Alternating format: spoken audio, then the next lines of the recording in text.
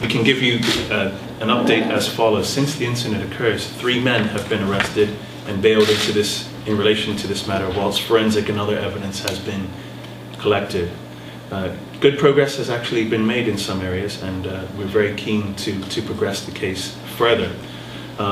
You can appreciate that this has been a painstaking and meticulous investigation for obvious reasons, whilst we address the significant forensic and other technical areas of the investigation that take specialized analysis. What we can say is that we believe that the offenders were riding a light-colored 125 scooter.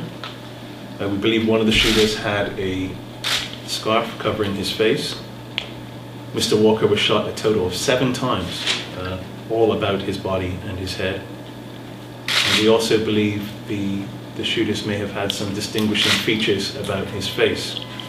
We are appealing for anyone that was on the field that day that has not come forward to do so.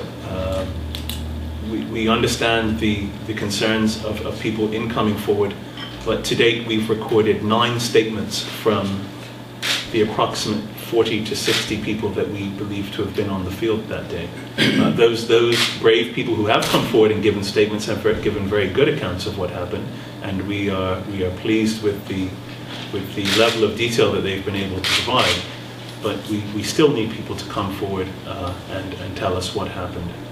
We know more people saw that, and we also believe that some people may actually have photo and or video footage of maybe not the incident, but of the field that day. We'd also be very interested in viewing any photography or imagery of any kind that was taken on that day, so that we can look at that for ourselves, no matter how insignificant it may seem to the people that may have taken it. At that point, myself and Mr. Glassford will take some questions on the investigation and go from there. Sorry, ladies first. You spoke of some distinguishing features on the face of the shooting. Can you elaborate on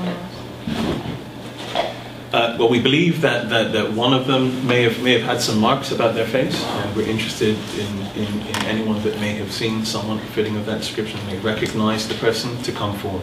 In terms of tattoos or scarring? Scarring. Why did police believe Mr. Walker was targeted? I don't want to comment about that at this stage. There's certainly a hypothesis that we're working, but I don't wish to divulge at this stage.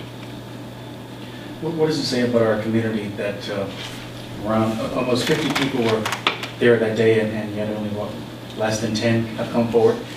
And yet recently we had a shooting incident at 42nd in which someone had a gun, and they accused police of not responding, police leaving the scene. They were very quick to come to the media and speak out. What's the issue here?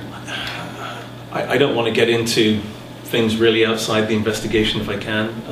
I think it's fair to say though that the community are frustrated and to some degree feel intimidated by the actions of the people in the community that are committing these senseless acts. Whether or not those fears are always founded, that's questionable, but certainly that they are fearful and scared to come forward. But I think it's fair to say that we've been able to demonstrate that we can and will convict people before the courts and charge them with these offences. And I think the public should take note that we will look after people that will come forward and give evidence. It's an unusual step to have the family of the victim come and speak publicly like this.